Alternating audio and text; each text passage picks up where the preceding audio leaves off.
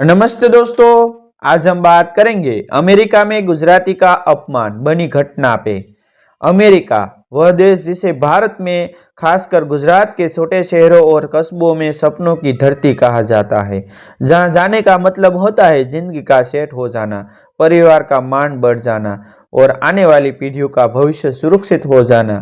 लेकिन इन सपनों की चमक के पीछे एक रहस्य सच भी छिपा होता है जो हर किसी को दिखाई नहीं देता।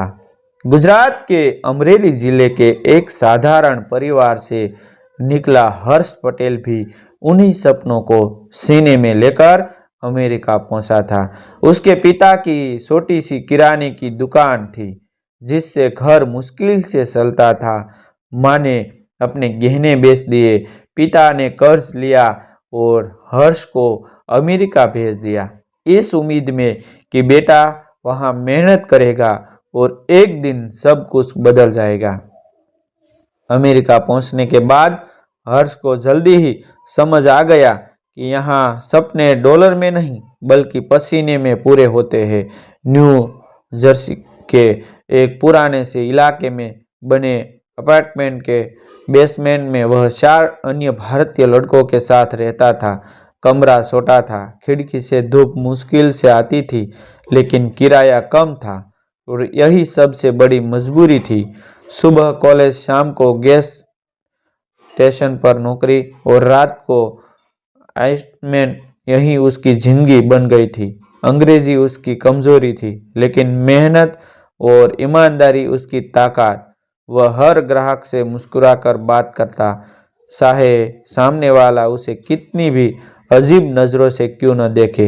हर्ष को लगता था कि अगर वह चुपचाप मेहनत करता रहेगा तो एक दिन सब ठीक हो जाएगा, लेकिन वह यह नहीं जानता था कि कुछ लोग मेहनत से नहीं बल्कि रंग, भाषा और पहचान से नफरत करते हैं। वह दिन शनिवार का था। गैस स्टेशन पर सामान्य से ज़्यादा भीड़ थी। बाहर ठंडी हवा चल रही थी और अंदर ग्राहकों की लाइन लगी हुई थी। हर्ष काउंटर पर खड़ा तेजी से बिल बना रहा था ताकि किसी को इंतजार न करना पड़े। तभी एक अधेड़ उम्र का आदमी अंदर आया।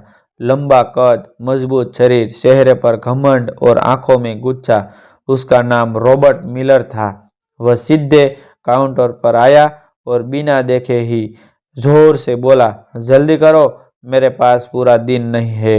हर्ष ने विनम्रता से जवाब दिया, यस सर, जस्ट मोमेंट। लेकिन रॉबर्ट को गुस्सा कम होने के बजाय और बढ़ गया। उसने हर्ष के बोलने के तरीके पर तंज कसते हुए कहा, तुम लोग ठीक से अंग्रेजी भी बोल पाते हो या नहीं?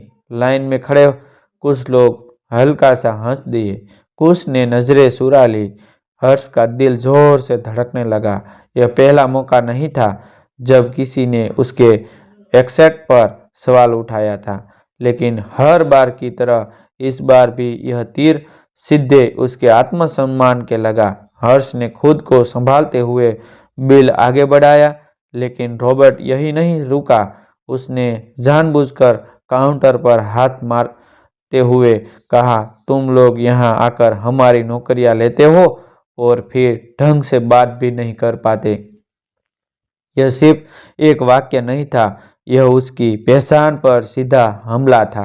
हर्ष के कानों में अपने पिता की आवाज़ गूंजने लगी, परदेश में रुककर ज़्यादा बोलना मत, काम से काम रखना। हर्ष चुप रहा। उसकी चुप्पी को उसकी कमजोरी समझ लिया गया। रॉबर्ट ने आखिरी बार करते हुए कहा, अगर यहाँ रहना पसंद नहीं है तो अपने देश वापस चले जाओ। उस पल गैस स्टेशन में सन्नाटा सा गया।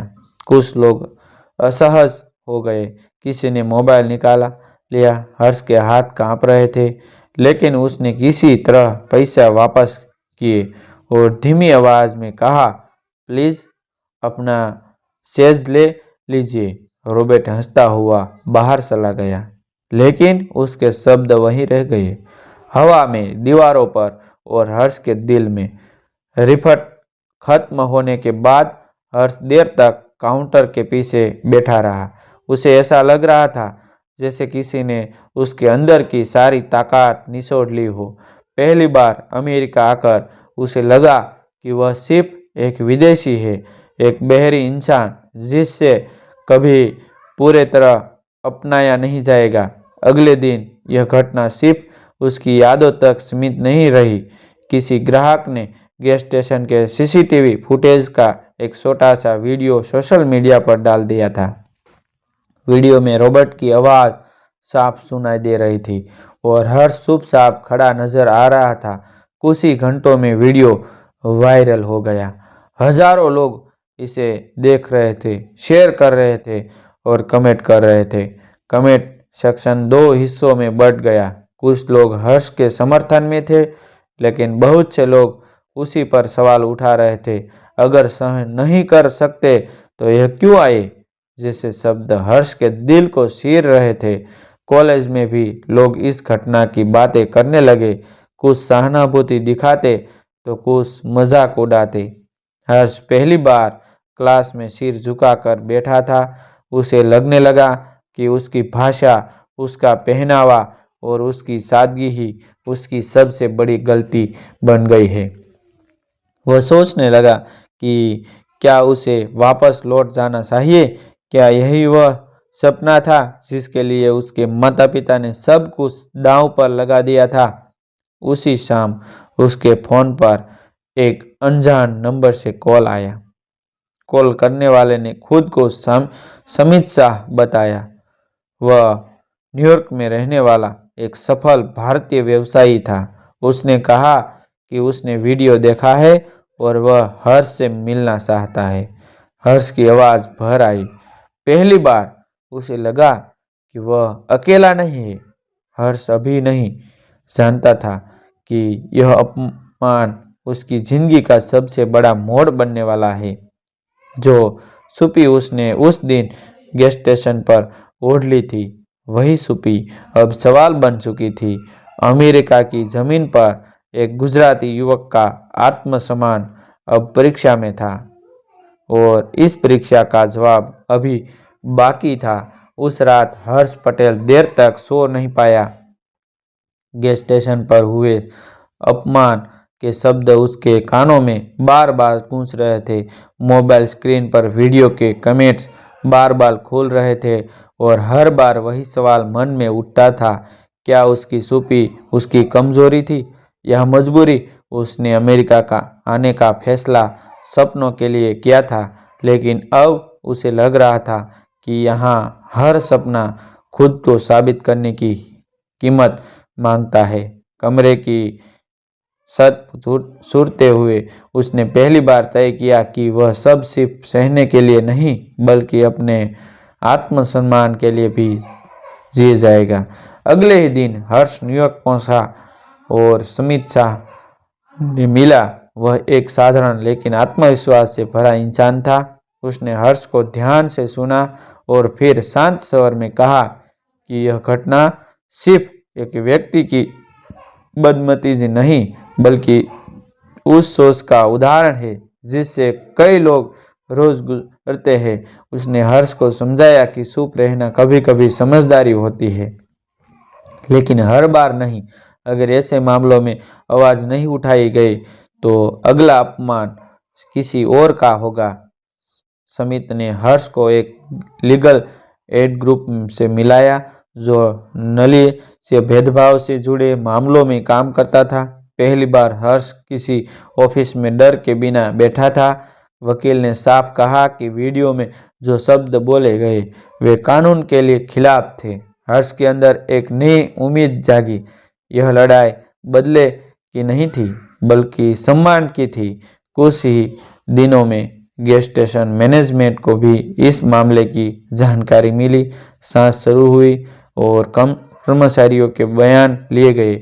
वही मैनेजर जो पहले सिर्फ काम से मतलब रखता था, अब हर्ष से सम्मान से बात कर रहा था। कंपनी ने सार्वजनिक रूप से बयान जारी किया कि वे किसी भी तरह के भेदभाव का समर्थन नहीं करते। यह बयान भले ही औपचारिक था, लेकिन हर्ष के लिए बहुत बड़ा था। सोशल मीडिया पर भी माहौल बदलने लगा। कई लोग हर्ष के समर्थन में सामने आए। दूसरे प्रवासी छात्रों ने अपने अनुभव साझा किए। हर्ष ने पहली बार महसूस किया कि उसकी कहानी अकेली नहीं है। उसे कई मैसेज मिले जिनमें लिखा था कि उसकी चुप्पी नहीं बल्कि उसका धैर्य दूसरों को ताकत दे रहा है। कुछ हफ्तों बाद वही गैस स्टेशन, वही शिफ्ट, लेकिन माहौल बदला हुआ था। लोग अब उसे नाम से बुलाते थे। कुछ ग्राहक जानबूझकर आकर उससे बात करते, हालचाल पूछते। हर्ष के अंदर डर की जगह आत्मविश्वास ने ले ली थी। वह अब खुद को सिर्फ एक कर्मचारी नहीं बल्कि एक इंसान महसूस कर रहा था। एक दिन उसे खबर मिली कि रॉबर्ट मिलर को गैस स्टेशन में दोबारा आने से रोक दिया गया है और उसे काउंसलिंग के लिए भेजा गया है। यह सुनकर हर्ष को खुशी नहीं हुई, लेकिन संतोष जरूर हुआ। उसे लगा कि न्याय का मतलब सजा नहीं बल्कि सोच में बदलाव भी होता है। हर्ष ने उस दिन अपने माता पिता को कॉल किया। उसने पूरी बात बताई। फोन के दूसरी तरफ खामोशी थी। फिर पिता की आवाज़ आई, हमें तुम पर गर्व है। उस एक वाक्य ने उसके सारे घाव भर दिए। माँ ने बस इतना कहा, बेटा सिर ऊंचा रखकर चलो। आज भी हर्ष अमेरिका में है। संघर्ष खत्म नहीं हुआ है, लेकिन अब वह डर के साथ नहीं चलता। उसने सीख लिया है कि पहचान छुपाने से नहीं, स्वीकार करने से मजबूत होती है। अमेरिका की जमीन पर उसे अपमान मिला, लेकिन उसी जमीन ने उसे आवाज़ भी दी।